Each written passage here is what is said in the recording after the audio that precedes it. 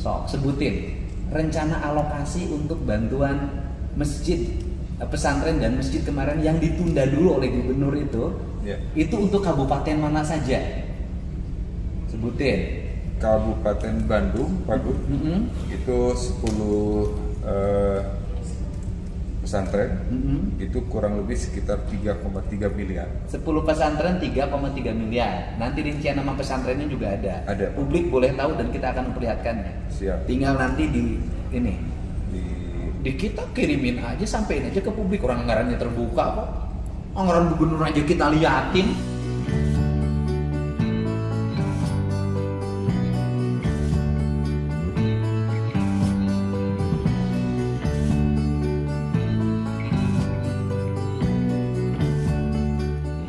Ngapain ditutupin? Terus Kabupaten Bekasi. 7 pesantren 2,4 miliar. Oke.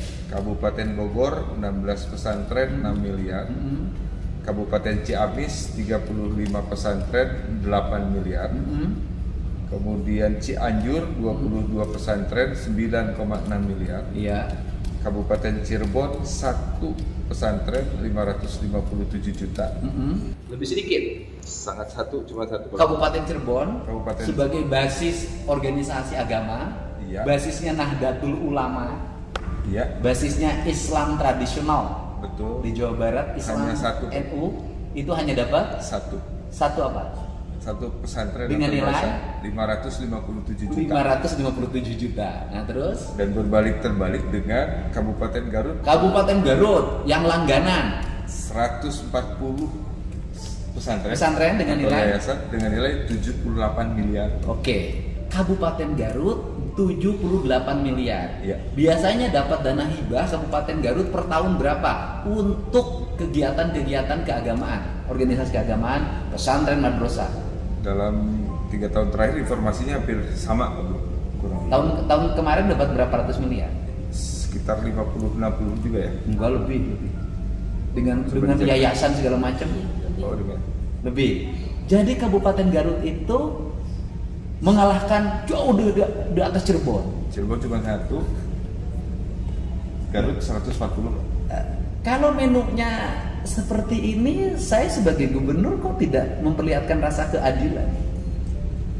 Itu yang konsep tata kelola yang baru, Pak. Iya, saya sebagai gubernur miris juga. Saya menandatangani sebuah bantuan di mana ada satu kabupaten yang dapatnya kecil banget, padahal dia basic pesantren, basic tradisional NU, tapi ada satu kabupaten melambung tinggi. Saya nggak bisa. Terus apa lagi? Yang terjadi di Cirebon juga terjadi di Karawang. Karawang berapa? Karawang cuma 1 juga, Pak Bu. Berapa? Dan itu malah di bawah 300 juta. Oh, Karawang dapatnya berapa? Satu pesantren 300 juta. 300 juta terus?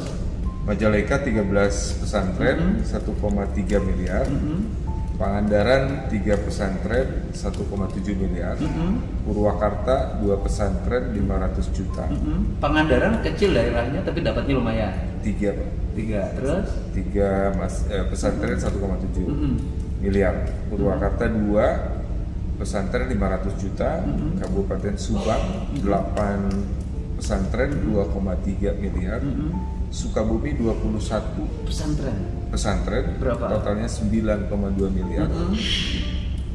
Kabupaten Sumedang 1 juga, Pak. 100 juta. 100 juta. Terus? Kabupaten Tasikmalaya 12 pesantren 5 miliar. Kota Bandung 1 pesantren 150 juta. Kota Bandung yang kota besar ini kota besar hanya dapat satu pesantren 150 juta. 150 juta. Oke. Kota Banjar 1 pesantren juga, Pak Gub, 100 juta. Cimahi pun demikian, 1 pesantren 100 juta. Depok 1 pesantren 250 juta.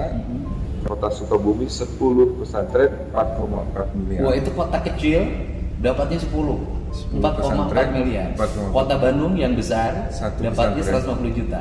150 juta. Oke. Kita ini pemerintah provinsi ini kan sumber anggarannya itu kan diambil bukan dari Garut saja. APBD-nya Kan dari pendapatan di seluruh provinsi Jawa Barat. Distribusi ke bawahnya harus ada pertimbangan rasa keadilan, prioritas pembangunan. Kalau bicara Kabupaten Garut, yang dikeluhin oleh warga Garut ada jalan. Yang diributin tuh jalan loh di Garut. Tapi alokasi ke Garut terus-terusan, tapi di Garut jalannya hancur. Nah, bisa nggak ke depan menunya nggak menu politik, menunya adalah pendekatan. Misalnya begini, kan pesantren itu datanya di Kemenag. Madrasah diniyah kan ada datanya di Kemenag, walaupun itu kewajibannya kabupaten kota dan Kemenag. Madrasah Sanawiyah ada data di Kemenag. Hari ini kan saya lagi membangun Sanawiyah karena roboh di Garut. Kan yang lucu tuh, ke Garut bantuannya puluhan miliar, tapi ada Sanawiyah roboh, akhirnya harus gubernur bantu langsung, dan lagi dibangun tahap pertama udah selesai. Nah, masjid kan ada data di Kemenag. Bisa nggak sih ke depan kita ini membantu itu berdasarkan pesantren mana sih yang kecil, pesantren yang gede, yang sudah asramanya hebat banget, kemudian bayar sekolahnya juga mahal, nggak usah dibantu dong. Pesantren yang kecil, yang kiainya juga tidak terkenal, adanya di kampung, mengelola anak-anak di sekitar sana, kita bantu prioritas. Mudah-mudahan, tapi kan itu nggak usah minta persetujuan DPR, itu kan kewenangan gubernur untuk menentukan. Betul Pak. Itu bisa dikelola seperti halnya bantuan yang ke madrasah. Artinya kalau kita membangun perimbangan anggaran nih, anggaran jalan itu sekian persen, anggaran pendidikan formal SMA yang ditanggung jawab gubernur sekian persen, anggaran infrastruktur air bersih sekian persen, anggaran infrastruktur layanan kesehatan sekian persen, anggaran infrastruktur sarana keagamaan sekian persen. Menunya dari data yang ditampilkan yang ada itu lebih berkeadilan. Proporsinya. Kita mau objektif. Saya bapak nanya ke bapak saya sebagai kepala bapak ada jujur sama saya. Saya pernah ngusulin nggak yang bersifat pribadi? Sampai dengan hari ini tidak. Walaupun digosipin.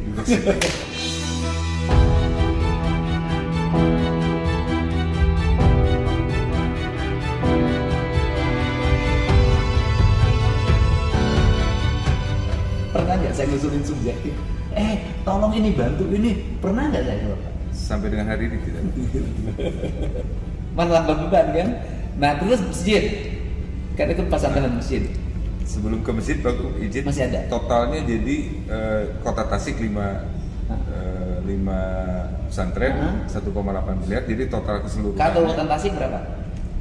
Kabupaten Tasik tadi 12 pesantren 5 miliar. 5 miliar.